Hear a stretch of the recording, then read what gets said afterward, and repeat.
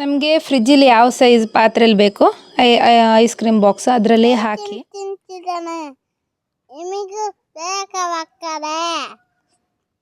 ಯಾವ ಮರದಲ್ಲೇ ಅದ್ದು ಕಂದ ಚಿಕ್ಕ ಐಸ್ ಕ್ರೀಮು ಇದ್ರಲ್ಲೇ ಅದ್ದಲ್ಲ. ಇಷ್ಟ ಆಯ್ತಾ ನಿಂಗೆ ಐಸ್ ಕ್ರೀಮ್?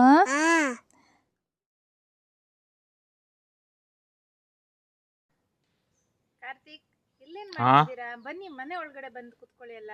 ಅಯ್ಯಬ್ಬಾ ತುಂಬಾ ಬಿಸಿಲು, ತುಂಬಾ ಸೆಕೆ. ಈ ಊರಲ್ಲಂತೂ ಇರೋಕ್ಕೆ ಕಷ್ಟ ಇಲ್ಲಿ. ಈಗಲೇ ಹೀಗೆ, ಇನ್ನು ಮುಂದೆ ಹೇಗಪ್ಪ ಗೊತ್ತಿಲ್ಲ. ಇಲ್ಲಿ ಅದು ಸ್ವಲ್ಪ ಮರ ಇದೆ, ತಂಪಾಗಿದೆ. ಇದು ಯಾವ ಮರ? ಚಿಕ್ಕುವ ಅಂತಲ್ಲ? ಚಿಕ್ಕು. ನೀವೀಗ ಒಳಗಡೆ ಸೆಕೆ ಇದೆ ಅಂತ ಬಂದಿದ್ದೀರಾ? ಹೌದು. ಹಾಗಾದ್ರೆ ನಂಗೆ ಹೇಗಿದ್ರು ನೀವು ಚಿಕ್ಕು ಮರದ ಹತ್ರನೇ ನಿಂತಿದ್ದೀರಾ.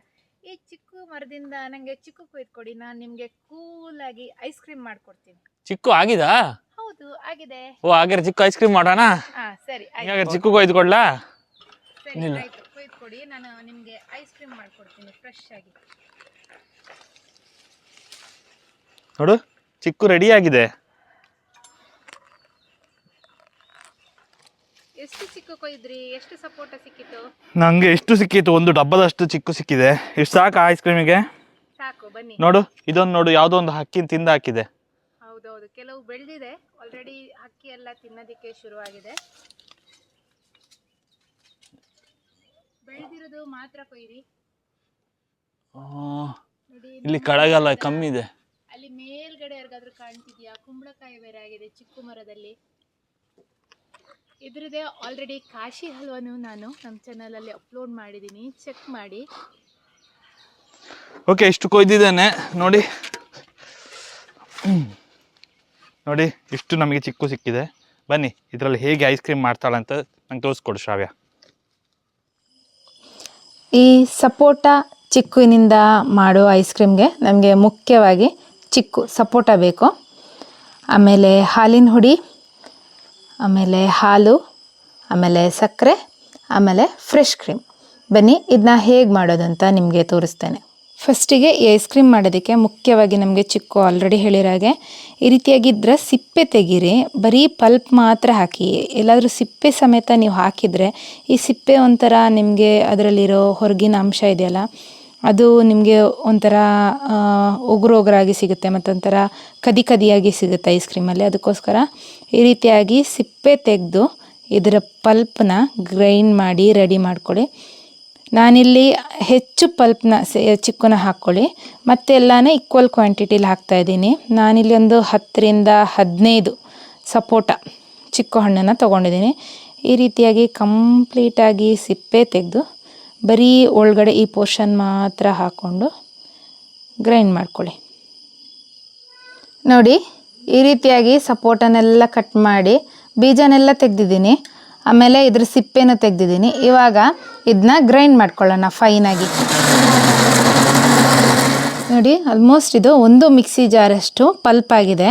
ಸೊ ಉಳಿದಿರೋದೆಲ್ಲ ನಾನು ಅರ್ಧ ವಾಶಿ ಇದ್ರೆ ಅರ್ಧ ಕ್ವಾಂಟಿಟಿಲಿ ತೊಗೋತೀನಿ.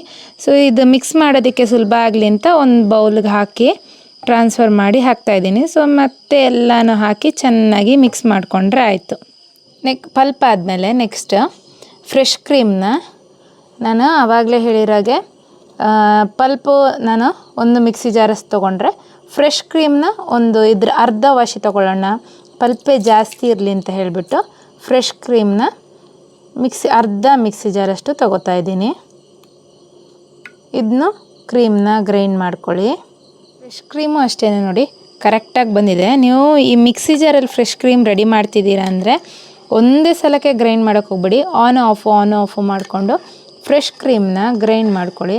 ಆವಾಗ ನಿಮಗೆ ಪರ್ಫೆಕ್ಟಾಗಿ ಈ ಟೆಕ್ಸ್ಚರಲ್ಲಿ ಫ್ರೆಶ್ ಕ್ರೀಮ್ ರೆಡಿ ಆಗುತ್ತೆ. ಸೊ ಇದು ನಾನು ಅರ್ಧ ಮಿಕ್ಸಿ ಜಾರಷ್ಟು ತೊಗೊಂಡಿದ್ದೀನಿ. ಪಲ್ಪ್ ಮಾತ್ರ ಒಂದು ಮಿಕ್ಸಿ ಜಾರು, ಮತ್ತೆಲ್ಲನೂ ಅರ್ಧ ಜಾರಷ್ಟು ಕ್ವಾಂಟಿಟಿನ ತೊಗೊಂಡಿದ್ದೀನಿ. ನೋಡಿ ಇದು ಮಿಲ್ಕ್ ಪೌಡರು ನನ್ನ ಮಗನಿಗೆ ಅಂಗನವಾಡಿಯಲ್ಲಿ ಕೊಟ್ಟಿರೋದು. ಐಸ್ ಕ್ರೀಮ್ ಹೇಗಿದ್ದರೂ ಮಕ್ಕಳು ತಿಂದೇ ತಿಂತಾರೆ, ಅದಕ್ಕೋಸ್ಕರ ಈ ರೀತಿಯಾಗಿ ಹಾಲಿನ ಹುಡಿನ ಉಪಯೋಗಿಸ್ತಾ ಇದ್ದೀನಿ. ಸೊ ಅವನಂತೂ ಐಸ್ ಕ್ರೀಮ್ ತುಂಬ ಇಷ್ಟಪಡ್ತಾನೆ. ಅದಕ್ಕೋಸ್ಕರ ಈ ರೀತಿ ಅವನಿಗೆ ಈ ಐಸ್ ಕ್ರೀಮ್ ಮುಖಾಂತರ ಈ ಮಿಲ್ಕ್ ಪೌಡ್ರು ಅವನಿಗೆ ಸೇರುತ್ತೆ. ಸೊ ಅರ್ಧ ಕಪ್ಪು ನಾನು ಮಿಲ್ಕ್ ಪೌಡರ್ನ ಹಾಕಿದ್ದೇನೆ. ನೆಕ್ಸ್ಟು ಅರ್ಧ ಮಿಕ್ಸಿ ಜಾರಷ್ಟು ಸಕ್ಕರೆ ಆದಷ್ಟು ಅವಾಯ್ಡ್ ಮಾಡಿ, ಸ್ವೀಟು ಬೇಕೇ ಬೇಕು ಅನಿಸಿದ್ರೆ ಹಾಕಿ. ಸೊ ನಾನು ಓವರಲ್ಲಾಗಿ ಒಂದು ಮಿಕ್ಸಿ ಜಾರಷ್ಟು ಹಾಕ್ತಾಯಿದ್ದೀನಿ. ನೆಕ್ಸ್ಟು ಹಾಲೂ ಅಷ್ಟೇ ಅರ್ಧ ಮಿಕ್ಸಿ ಜಾರಷ್ಟು ಹಾಕ್ತಾಯಿದ್ದೀನಿ. ಎಲ್ಲನೂ ಹಾಕಿ ಚೆನ್ನಾಗಿ ಗ್ರೈಂಡ್ ಮಾಡಿ. ಇದಾಗೆ ಈ ಹಾಲಿನ ಪುಡಿ ಆಮೇಲೆ ಸಕ್ಕರೆನ ಚೆನ್ನಾಗಿ ಗ್ರೈಂಡ್ ಮಾಡ್ಕೊಳ್ಳಿ. ಆಮೇಲೆ ಎಲ್ಲನೂ ನಾವು ಆವಾಗಲೇ ರೆಡಿ ಮಾಡಿಟ್ಟಿರೋ ಪಲ್ಪು ಮತ್ತು ಫ್ರೆಶ್ ಕ್ರೀಮ್ ಜೊತೆ ಆ್ಯಡ್ ಮಾಡಿ ಚೆನ್ನಾಗಿ ಮಿಕ್ಸ್ ಮಾಡ್ಕೊಳ್ಳಿ.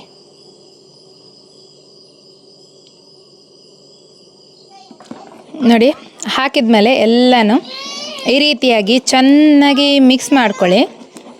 ನೀವು ಕಮ್ಮಿ ಕ್ವಾಂಟಿಟಿಲಿ ಮಾಡ್ತೀರಂದರೆ ಒಂದೇ ಸಲ ಫಸ್ಟಿಗೆ ಪಲ್ಪ್ ರೆಡಿ ಮಾಡಿ ಆಮೇಲೆ ಕ್ರೀಮ್ ರೆಡಿ ಮಾಡಿ ಆದಮೇಲೆ ಮಿಕ್ಸಿಲೇ ಗ್ರೈಂಡ್ ಮಾಡ್ಕೋಬೋದು. ನಾವು ಸ್ವಲ್ಪ ದೊಡ್ಡ ಕ್ವಾಂಟಿಟಿಲಿ ಮಾಡೋದ್ರಿಂದ ಈ ರೀತಿಯಾಗಿ ಸಪ್ರೇಟಾಗಿ ಎಲ್ಲನೂ ಹಾಕಿ ನೆಕ್ಸ್ಟು ಮಿಕ್ಸ್ ಮಾಡ್ತಾಯಿದ್ದೀನಿ. ಇವಾಗ ನಮಗೆ ಫ್ರಿಜ್ಜಲ್ಲಿ ಯಾವ ಸೈಜ್ ಪಾತ್ರೆಯಲ್ಲಿ ಬೇಕು ಐಸ್ ಕ್ರೀಮ್ ಬಾಕ್ಸು ಅದರಲ್ಲಿ ಹಾಕಿ ಇಡೀ ಓವರ್ನೈಟು ಇದನ್ನ ಫ್ರಿಜ್ಜಲ್ಲಿಟ್ಟರೆ ನಮ್ಮ ಐಸ್ ಕ್ರೀಮ್ ರೆಡಿಯಾಗಿದೆ. ಸೊ ಆವಾಗಲೇ ಹೇಳಿರೋಗೆ ನಾನು ಇವತ್ತು ಸ್ವಲ್ಪ ದೊಡ್ಡ ಕ್ವಾಂಟಿಟಿಲಿ ಮಾಡಿರೋದು. ಸೊ ಆಲ್ಮೋಸ್ಟ್ 2 ಬಾಕ್ಸಿಗೆ ಆಗೋಷ್ಟು ಆಗಿದೆ. ಸೊ 1 kg ಆಲ್ಮೋಸ್ಟ್ 2 kg ಆಗೋಷ್ಟು ಆಗಿದೆ. ಈ ರೀತಿ ಬಾಕ್ಸಲ್ಲಿ ಹಾಕಿ ನೆಕ್ಸ್ಟ್ ದಿನಕ್ಕೆ ಇಟ್ಟರೆ ನಮ್ಮ ಐಸ್ ಕ್ರೀಮ್ ರೆಡಿ ಆಗುತ್ತೆ. ಇವಾಗಂತೂ ವೆದರ್ ಆಲ್ರೆಡಿ ಬಿಸಿ ಆಗೋಕ್ಕೆ ಶುರುವಾಗಿದೆ.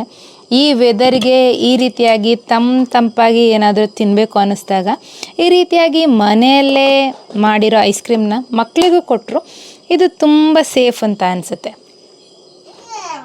ಓವರ್ನೈಟ್ ಇಡಿ. ಸೊ ನೆಕ್ಸ್ಟ್ ದಿನ ನಮ್ಮ ಐಸ್ ಕ್ರೀಮ್ ರೆಡಿಯಾಗಿರುತ್ತೆ. ಇದ್ರಲ್ಲ ನಮ್ಮ ಹೋಮ್ ಮೇಡ್ ಐಸ್ ಕ್ರೀಮ್, ಚಿಕ್ಕು ಐಸ್ ಕ್ರೀಮ್ ರೆಡಿಯಾಗಿದೆ ನೋಡಿ. ಕರೆಕ್ಟಾಗಿ ಬಂದಿದೆ, ಕರೆಕ್ಟ್ ಟೆಕ್ಸ್ಚರು, ಟೇಸ್ಟ್ ಅಂತೂ ಪರ್ಫೆಕ್ಟ್ ಆಗಿದೆ. ನಮ್ಮ ಟೇಸ್ಟ್ ಮೇಕರ್ ಅಗಸ್ತ್ಯ ಕಾಯ್ತಾ ಇದ್ವಿ ನಾನು ಅವ್ನು ಸ್ಕೂಲಿಂದ ಬರೋದನ್ನೇ. ಅವ್ನು ಬಂದಿದೆ ಈಗ ಟೇಸ್ಟ್ ಮಾಡ್ತಾನೆ ನಮ್ಮ ಅಗಸ್ತ್ಯ ಅವರು. ಕಂದ ಎಲ್ಲಿ ನಿಂತಿದ್ಯಾ ನೀನು? ಯಾವ ಮರದ ಕೆಳಗೆ ನಿಂತಿದ್ಯಾ? ಚಿಕ್ಕು ಮರದ ಕೆಳಗೆಯಾ?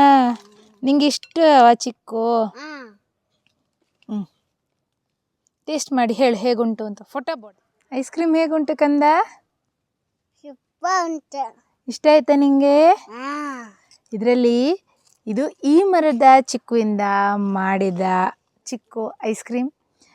ಈ ರೆಸಿಪಿ ನಿಮಗೆ ಇಷ್ಟ ಆಗಿದ್ದಲ್ಲಿ ನೀವಿನ್ನೂ ನಮ್ಮ ಚಾನಲ್ನ ಸಬ್ಸ್ಕ್ರೈಬ್ ಆಗಿಲ್ಲ ಅಂದರೆ ಸಬ್ಸ್ಕ್ರೈಬ್ ಆಗಿ, ಲೈಕ್, ಕಮೆಂಟ್ ಹಾಗೂ ನಮ್ಮ ಚಾನಲ್ನ ಬೇರೆಯವ್ರಿಗೆ ಶೇರ್ ಮಾಡಿ ಸಪೋರ್ಟ್ ಮಾಡಿ. ಇಂತಹ ಮತ್ತಷ್ಟು ವಿಡಿಯೋ ನಿಮ್ಮ ಲೈಕ್ ಮತ್ತು ಕಮೆಂಟ್ ನಮ್ಮನ್ನು ಈ ಥರದ ಇನ್ನಷ್ಟು ವಿಡಿಯೋನ ಅಪ್ಲೋಡ್ ಮಾಡಿ ಮುಂದಿನ ವಿಡಿಯೋದಲ್ಲಿ ಸಿಗ್ತೀನಿ. ಅಲ್ಲಿ ತನಕ ಬಾಯ್.